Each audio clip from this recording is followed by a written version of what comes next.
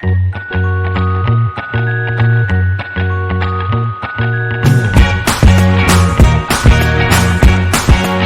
abdominal, vía biliar. Después de una anastomosis quirúrgica coloidectoentérica, una esfinterectomía o una colangiopancreatografía retrógrada endoscópica CEPRE, es frecuente la presencia de gas hipodenso, flecha azul, en el interior de los conductos biliares intrahepáticos de la figura 120.4.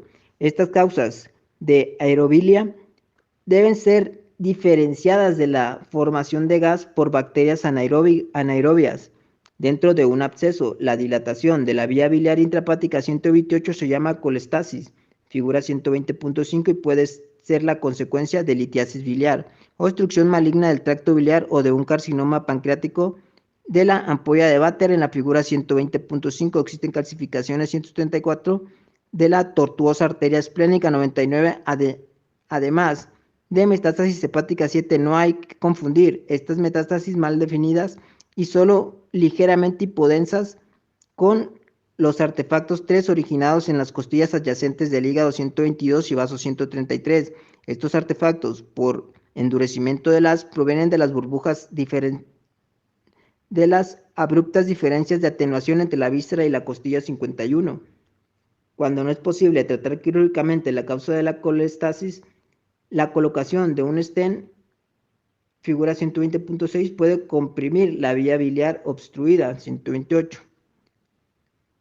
La forma y el tamaño de la vesícula biliar varía según el momento en el que el paciente comió por última vez. Solo debe diagnosticarse un hidrops de la vesícula biliar ante una marcada dilatación de la misma, o sea, si su diámetro supera los 5 centímetros en varios planos transversales, el valor de atenuación de la bilis en circunstancias normales algo mayor que el agua, 0 unidades Hounsfield, pero puede aumentar a 25 unidades Hounsfield si la bilis está muy concentrada. La colelitiasis, las litiasis 167 y la vesícula biliar 126 pueden presentar distintos patrones de calcificación. Por ejemplo, las calcificaciones con forma de copa o de anillo se ven en los cálculos de colesterol y bilirrubina. Si las litiasis obstruyen el drenaje de la vesícula o si la inflamación provoca su estenosis, es probable la formación de barro biliar con aumento de la atenuación y sedimentación de la bilis, figura 121.3.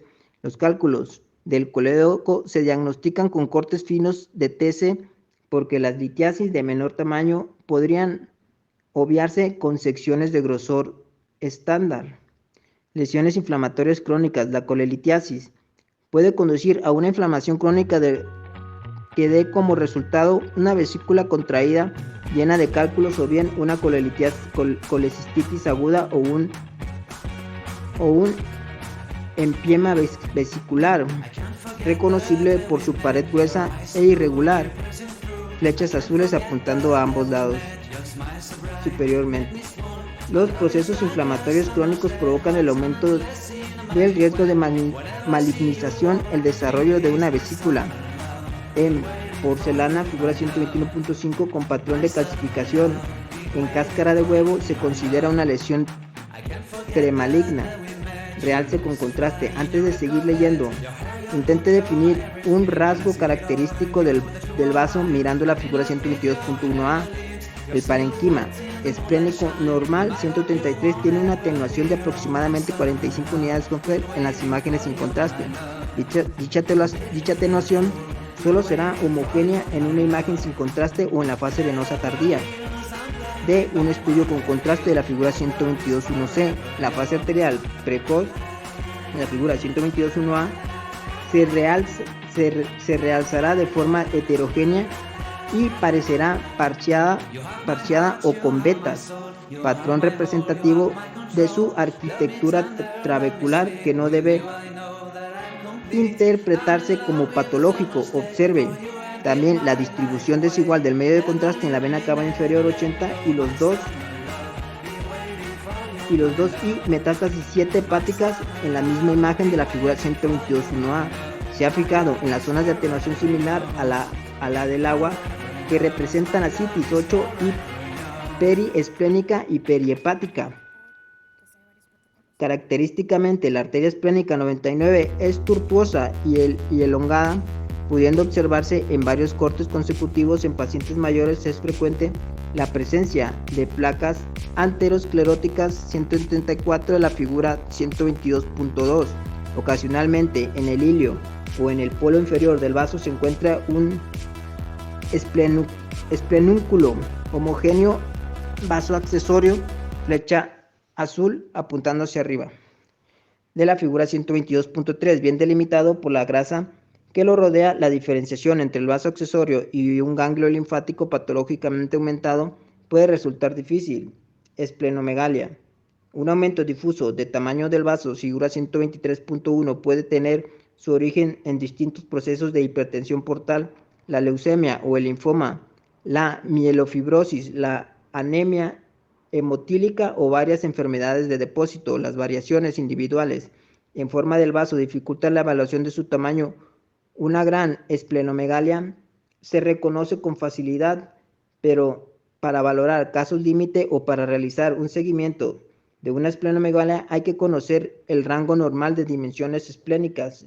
En el plano transversal, la longitud del vaso no debe superar los 10 centímetros, línea de puntos, y su anchura de perpendicular a la línea de puntos no exceder los 5 centímetros de la figura 122.4. En la ecografía, el vaso no se mide en plano transversal, sino en un plano oblicuo paralelo al espacio intercostal. En este plano, el límite normal superior es de 11 centímetros de su eje longitudinal. La medida craneocaudal esplénica debe ser inferior a 15 centímetros, de forma que con un grosor de corte de 1 centímetro no debería ser visible en más de 15 cortes. La esplenomegalia se diagnostica si se sobrepasan al menos 2 de estos parámetros. A medida que se desarrolla la esplenomegalia, se va perdiendo la típica forma semilunar de la figura 123.1 cuando crece de forma llamativa, como en algunos casos de leucemia linfática crónica, actúa como una masa ocupante de espacio que desplaza los órganos adyacentes, como en el caso del riñón izquierdo, flecha azul hacia abajo en la figura 123.1.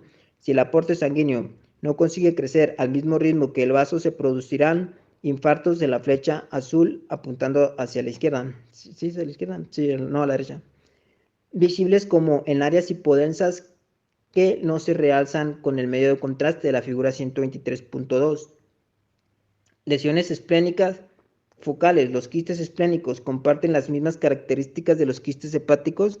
Las metástasis en el vaso 7 son infrecuentes y difíciles de distinguir de los quistes. En el caso ilustrado de la figura 123.3, el diagnóstico de las metástasis esplénicas fue relativamente fácil por la coexistencia de lesiones hepáticas y ascitis. 8.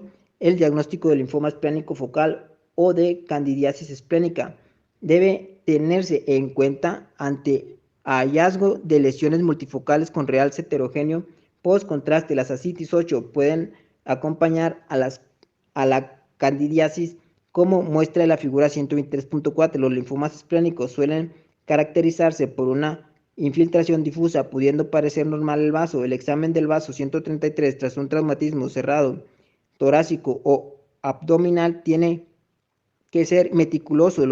Las laceraciones del parenquima 181 pueden producir hematomas 8 subcapsulares con el peligro de la ruptura tardía de la cápsula y la hemorragia masiva de la cavidad abdominal de la figura 123.5.